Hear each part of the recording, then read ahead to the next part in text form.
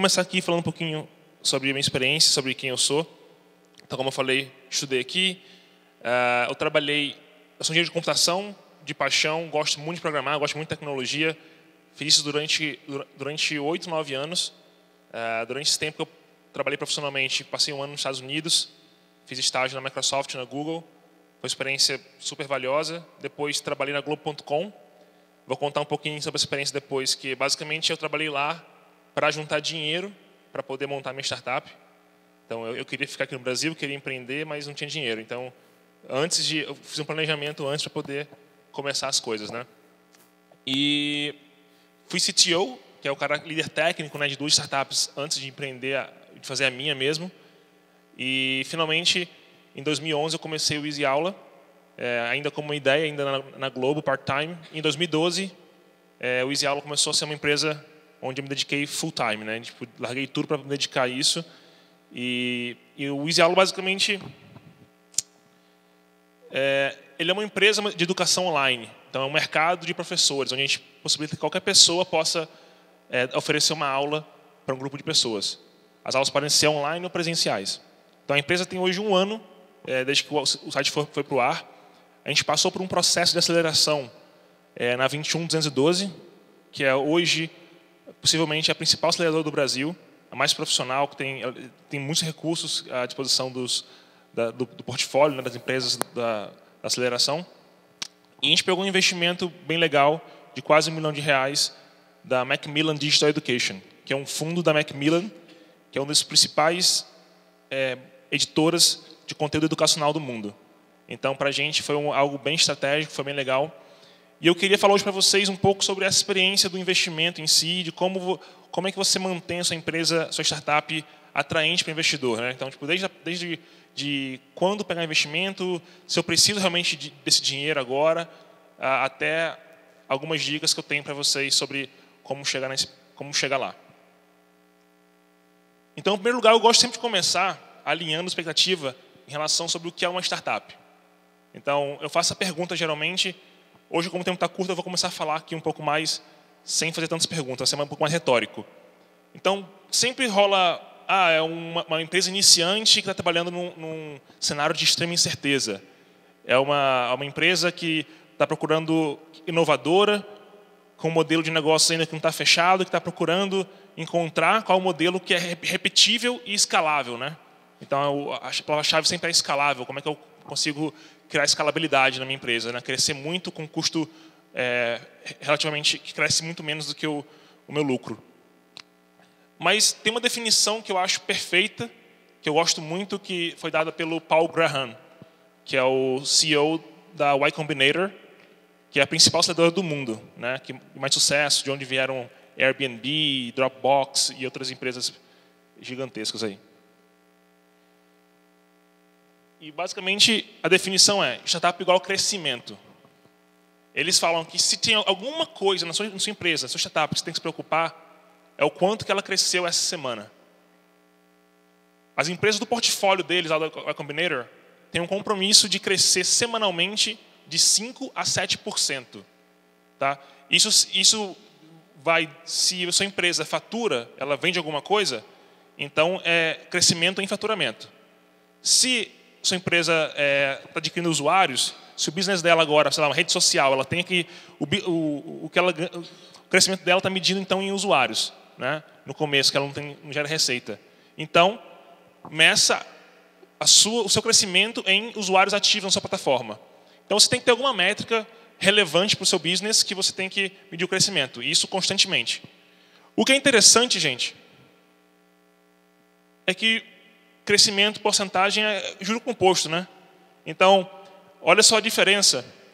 Se eu falar, olha, eu vou crescer 1% por semana, daqui a 1 ano eu vou ter crescido 1,7 vezes a minha empresa. Se eu crescer 5% por semana, eu vou ter crescido 12 vezes anualmente. Então, para você ter uma noção do que é isso, se eu começo uma empresa que faturou R$1.000 na primeira semana, e ela cresceu 1% por semana, em 4 anos, ela vai estar faturando R$8.000, mais ou menos. Agora, se eu conseguir manter uma empresa que cresce 5% por semana, ela vai estar faturando 25 milhões daqui a 4 anos. Então, você fala assim, mas não é tão difícil assim crescer 5% por semana, né? Será que é ou não é? Gente, se fosse fácil, todo mundo estava fazendo por aí, né? Em primeiro lugar, obviamente, você tem que encontrar um mercado muito grande.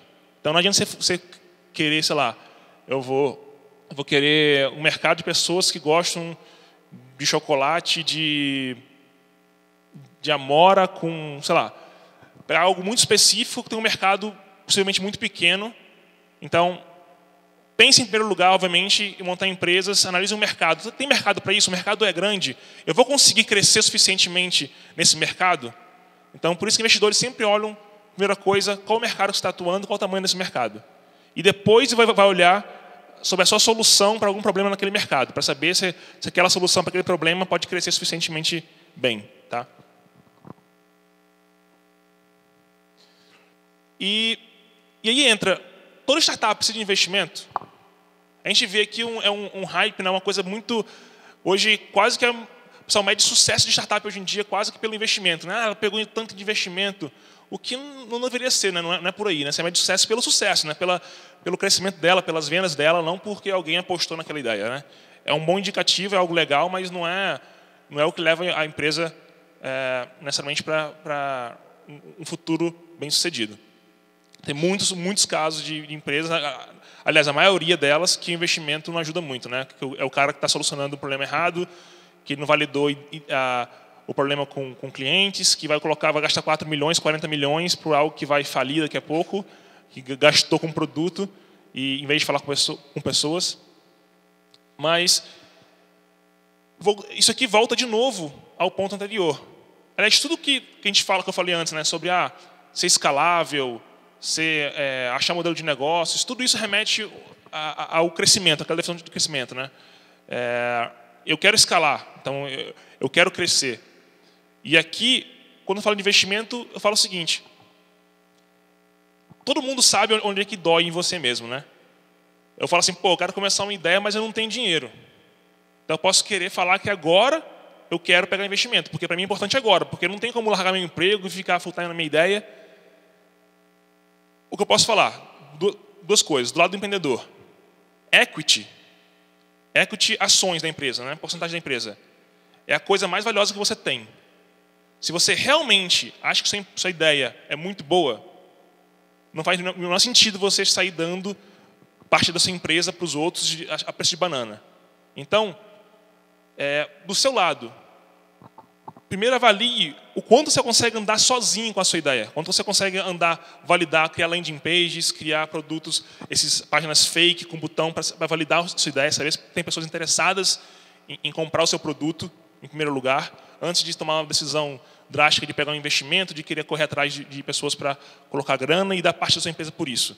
Então, antes, você tem como fazer muitas coisas antes mesmo de querer pegar um investimento. E, em segundo lugar, que eu vou falar depois lá na frente sobre as dicas, é que hoje em dia nenhum investidor está disposto a colocar dinheiro em algo que não teve menor tração ainda, que o cara não provou que aquilo realmente é um problema, que as pessoas vão ter interesse naquilo. Então, pensem 2 vezes antes de começar com o investimento. Eu vou falar um pouquinho sobre isso, que investimento você precisa quando? Especialmente quando você quer crescer. Quando você trouxe tração e você fala, agora eu acho que eu consigo, eu preciso validar essas coisas aqui ainda, estão faltando, já validei uma grande parte, preciso validar um pouco o resto, e o resto do dinheiro eu vou usar para crescer, para expandir com marketing, crescer usuários, crescer em faturamento. Eu já faturo hoje, então faz sentido pegar esse dinheiro e aplicar com o meu aprendizado, que eu já tive, e ver se agora o negócio vai crescer, validando as minhas hipóteses. Tá? Mas é muito mais usar o dinheiro para crescer. Então, seja pão duro com a sua empresa, com o seu equity, tá? De dar para alguém e saiba, seja sincero com você mesmo, se é a hora de você pegar esse dinheiro e se esse dinheiro vai ser significativo para a sua empresa no sentido de fazer ela crescer, de fazer ela decolar e não simplesmente de fazer ela existir. Fazer ela existir é muito fácil, tá? E aqui, para quem não sabe muito bem como funciona o investimento, basicamente, aqui é um exemplo muito simples, para você entender um pouco da diluição que acontece. Então, se tem 2 sócios, por exemplo, cada um tem essas partes da empresa, um 60%, outro 40%, Se chegar um investidor, por exemplo, que vai comprar uma parte da empresa, né, sei lá, 100 mil reais por 20% da empresa, então o que vai acontecer é que cada um dos sócios vão se diluir proporcionalmente. Então, esse cara aqui vai perder 20% do que ele tem, que no caso aqui é 12%. Esse cara aqui vai perder 8%, que é 20% do que ele tem. Então, esse cara perdeu mais do que esse, porque ele tinha mais. Mas, proporcionalmente, eles perderam iguais. Então, o investidor fica com 20% e cada um deles fica com 48%, 32%. Tá? Então, é isso que acontece com o investidor. Ele te põe algum dinheiro para uma parte da empresa e cada um dos sócios vão sendo diluídos. Tá? E aí, futuramente, se chegar um outro investidor depois para pegar mais, sei lá, 30%, então cada um dos 3 que existem hoje vão ser diluídos, a não ser que exista alguma cláusula de antidiluição, sei lá. É muito comum, por exemplo, o investidor falar, olha, eu só vou ser diluído se o próximo round de investimento for acima de 5 milhões.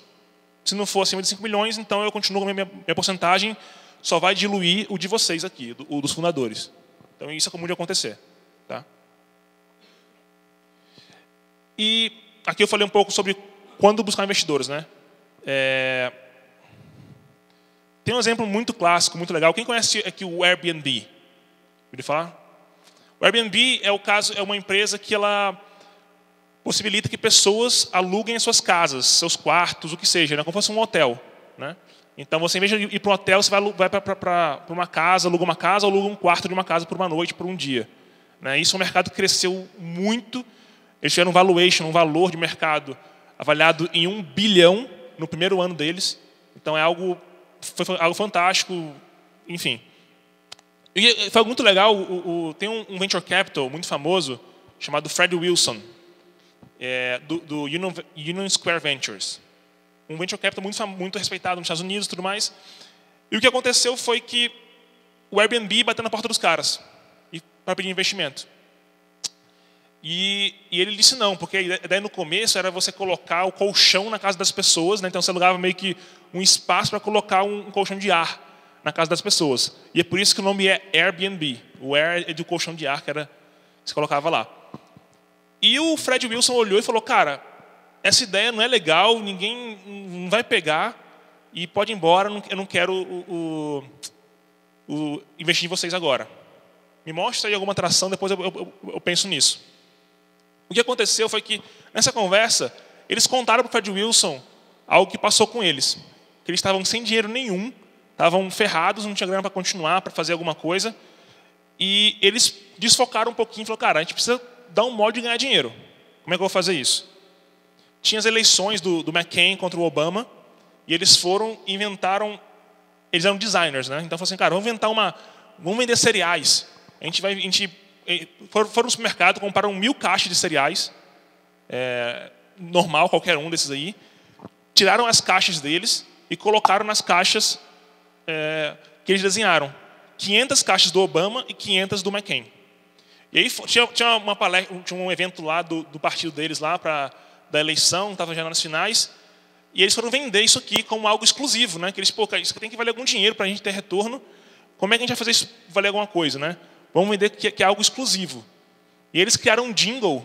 Um deles tinha um amigo que criava jingle, que era um jingle do McCain, um jingle do Obama, fizeram um monte de buzz lá com os amigos dele, lá no Facebook, na internet, e venderam bem caro. Acho que cada um deles era $50, algo assim.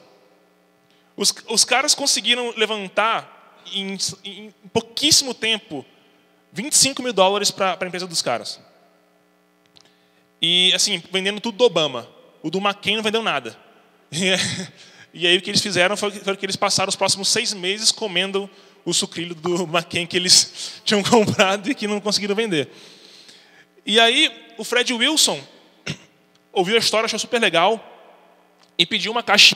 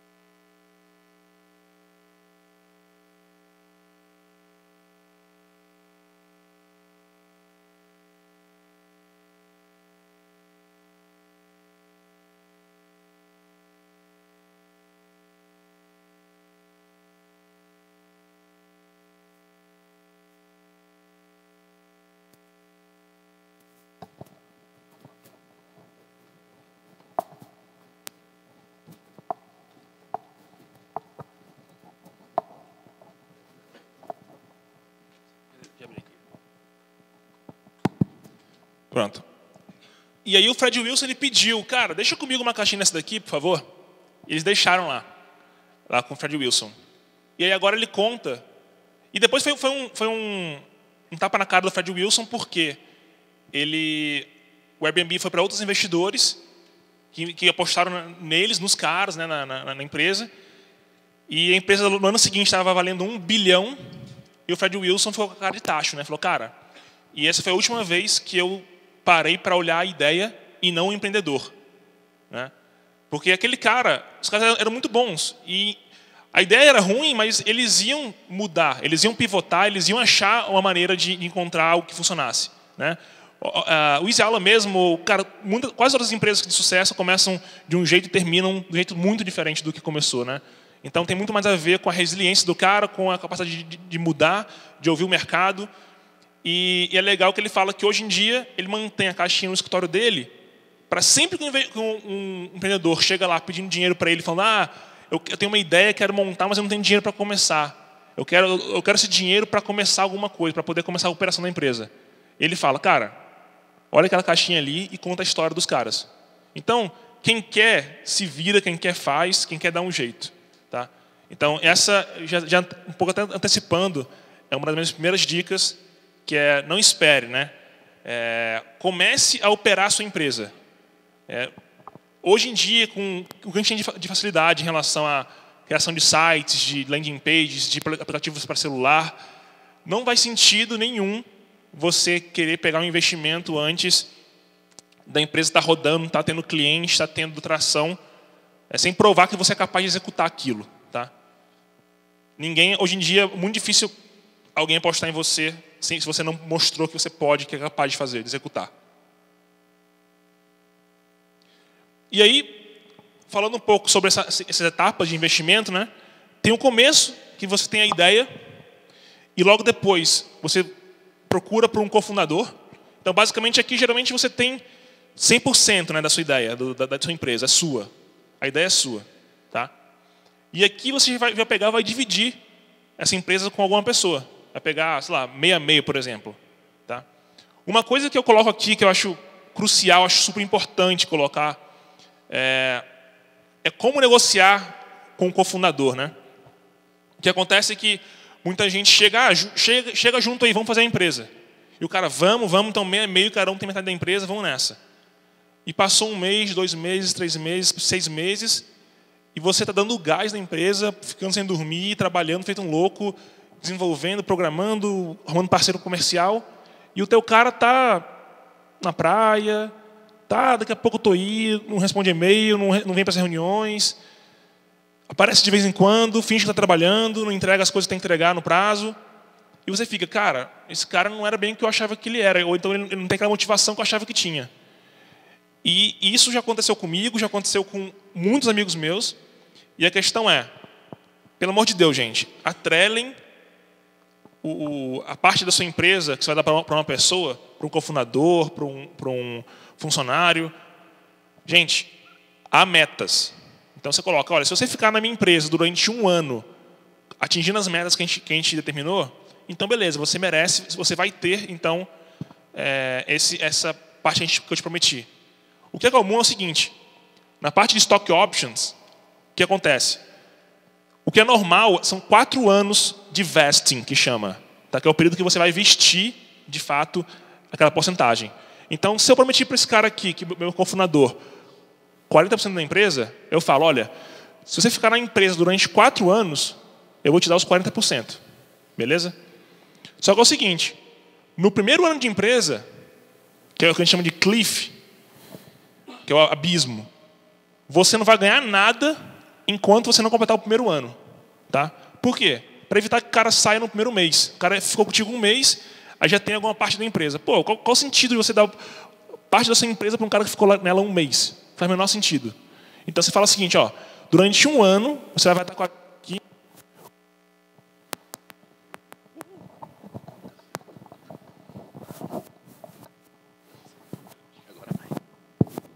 Durante 1 ano, você fica conosco e se a gente não tiver nenhum problema, você atingir suas metas, ao final desse 1 ano você vai ter 1/4 do que eu te prometi, né? Que é 4 anos, 1 ano a 1/4.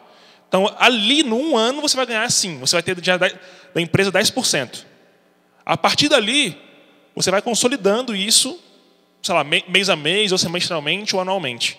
Então, se você sair, por exemplo, com 1 ano e meio, você vai ter já, então, 15%, em vez de ter só 10%. Tá? E se sair com 2 anos, você vai sair com 20%, e por aí vai. Tá? Então, gente, pelo amor de Deus, não caia nessa besteira. Amigo é amigo, negócio é outra coisa. Família é uma família, negócio é outra coisa. Não misturem isso. Atrelem, pelo amor de Deus, quando for ter um fundador, metas. Tanto do seu lado quanto do deles. Tá? Não faz sentido uma pessoa que não está se esforçando pela empresa ter participação nela. Tá? Ou que se esforçou muito pouco tempo. Sei lá, o cara ficou 2 meses, 3 meses e quer ter parte da empresa. Por favor. E a outra coisa são os 3 Fs, né? Que a gente chama o Family, Friends and Fools. São os caras que vão colocar aquele primeiro dinheirinho ali inicial, muitas vezes. Eu já vi casos de gente colocar 100 mil, 200 mil reais, né, nessa de família e friends e fools. Mas um valor que é normal você ter uns 30 mil reais iniciais, 50 mil reais iniciais para começar, para poder se dedicar ali de algum modo mais dedicado. Tá? E aqui você já perde mais um pouquinho, né? Aqui você estava com 100%, aqui ficou, sei lá, você ficou com 60% ou 50%. Aqui você já vai dar, sei lá, 5% para sua família, para os seus amigos aqui. E aí agora você já tem aqui, em vez de 100, você já tem, sei lá, 55, 45. E aí vem depois um seed round, que a gente chama, né? Que é aqui que entra, por exemplo, um investidor anjo da vida, né? Que ele vai colocar nessa empresa um valor médio normal aí, de 400 mil reais até 1 milhão de reais. Gente, isso aqui tudo é média de mercado, pode ser menos, pode ser mais, tá? Isso é tudo, depende muito de negócio para negócio. É quando você consegue justificar que a sua empresa vale hoje algo em torno de 2 milhões, 5 milhões, é um cara que vai pegar da sua empresa 20%, por aí. Tá? E aí, quando você pega esse round aqui, é quando você já acha que você já está no mercado, está operando, está ganhando um dinheiro, e você quer crescer, você quer de alguma maneira. Ou testar as suas hipóteses que você começou a testar elas, mas que você precisa agora testar a escala, testar como é que você cresce esse modelo. Né? Então, você começa a pegar essa grana aqui para contratar gente, aumentar a sua operação. E aí você já vai ter aqui, você tinha 50%, você já vai passar a ter 40%, porque você vai dar mais 20% para alguém. E depois vai entrar um Series A, né, da vida, que é o que a gente chama, que é quando você já tem um valuation acima de 10 milhões de reais, você vai pegar um valor aí de 3, 4 milhões, que aqui, de fato, você sabe o que está fazendo, você fala, maluco, achei a fórmula, agora é colocar a grana nisso daqui para poder o negócio deslanchar. Porque eu testei isso aqui em baixa escala e vi que o negócio está crescendo realmente, o negócio está, mas as hipóteses estavam certas, eu consegui ganhar a escala de fato com isso, inicial, e agora injetar dinheiro para poder o negócio decolar. Tá? Ninguém vai colocar na sua empresa 4 milhões de reais por uma ideia. Então, obviamente, estou falando do mercado brasileiro. Tá? Lá fora eu já vi muita gente que pegou meio milhão, 1 milhão, 2 milhões no papel. Tá? Isso tem muito a ver também, obviamente, com o seu track record. Se você é um cara que já fez alguma coisa antes ou não. Ou, muitas vezes, se o investidor é profissional ou não. Ou, enfim, se ele acha que pode te ajudar com a ideia também. Tem muitos poréns aí. Obviamente, se você vender parte dessa empresa por 2 milhões logo no começo, você não consegue justificar que no começo ela vale muito. Então, obviamente, o cara pegou muita porcentagem. Tá? O que é muito ruim. E depois aqui do Series A você pode ter algumas outras séries, um Series B, um Series C da vida, até chegar no IPO, que a sua empresa está aberta para o mercado, né? Onde qualquer pessoa pode investir na sua empresa. É o que aconteceu agora com o Facebook, por exemplo, há pouco tempo. Né? É a Bolsa de Valores. Então, situei vocês um pouco do que é a minha definição de startup, sobre quando buscar investimento, sobre o que é o investimento, as fases dele, tradicionais, e um pouco das minhas dicas sobre como manter sua empresa atraente para pegar o seu primeiro investimento. Tá? Então, A primeira dica, começa a operação, foi o que eu falei antes, né? Então, muito difícil hoje, o Ike é um exemplo clássico, né? Agora, recentemente, empresas em estágio pré-operacional são de altíssimo risco. No caso dele, enfim, não vou nem falar que de petróleo, tem questão de custos elevadíssimos, um risco maior ainda, mas na sua startup, é o que eu falei, você consegue validar a ideia hoje sem largar seu emprego, sem ter que dedicação exclusiva, você consegue fazer muita coisa, tem muitas ferramentas e conhecimento hoje é difundido para você fazer isso. Tá? Que se você procurar na internet, você vai conseguir facilmente encontrar como modos de validar uma ideia, por exemplo. Modo de criar um site inicial, você vai pagar para um indiano, às vezes, para criar um protótipo do seu projeto com R$100, $100, sei lá. Então, não precisa ser perfeito. Faça alguma coisa, comece. Eu já vi vários casos de empresas de tecnologia que começaram com um site de um indiano, que pagou $50 para o cara fazer, e depois pegaram, conseguiram mostrar que tinha gente com interesse naquilo, e pegaram depois alguns grandes milhões, e conseguiram alavancar muito bem a empresa dessa maneira. Para começar, gente, não precisa ser perfeito, tá? Outra coisa é, meça os seus resultados. Saiba onde você está indo. De novo, toda semana, meça, faça aquele exercício. Cara, quanto que essa semana eu cresci em relação à semana anterior, em relação ao mês passado? Será que eu estou indo no caminho certo? Se você não está crescendo, cara, você está mentindo para você mesmo. Tá? Então, faça suas métricas e foque, não crie muitas métricas, foque no crescimento. Quantos % eu cresci em número de usuários, em número de receita, em número de pagantes, tá? Em número de cadastros, e-mails coletados. Defina o que é importante, o que são as 3 métricas para vocês mais relevantes. Para o Easy Aula hoje, nossas mais relevantes são faturamento, usuários pagantes, alunos pagantes e usuários cadastrados. Então a gente mantém isso aqui a ferro é fogo, medindo todo dia, a gente vai lá ver quanto a gente cresceu em relação a isso. Mostre seu método de trabalho. O que eu quero dizer com isso daqui? É de novo o que o Fred Wilson já falou antes. Investidores investem em pessoas, não em ideias. Então, mostre para ele como você está conduzindo o seu projeto. Não adianta só você também chegar para ele e mostrar os resultados. Ele fala, você conseguiu então 1.000 usuários cadastrados, legal. Você foi na Uruguaiana e pegou lá o CD do carinha e comprou 1.000 e-mails? Foi isso que você fez? Não. Mostre para ele sua metodologia, os seus testes, quais foram as suas hipóteses, o que você aprendeu, o que você errou, o que você acertou, como você mudou de um caminho que estava errando para o caminho que você agora está acertando. Mostre para ele essas coisas, mostre quanto você é inteligente, quanto você é capaz de mudar o caminho do seu direcionamento, ouvindo o mercado, ouvindo o seu produto, analisando o seu produto, suas métricas.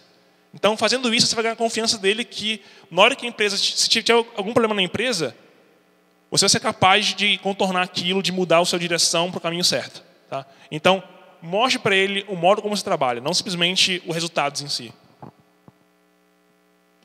Outra coisa, tenha um plano muito claro de crescimento.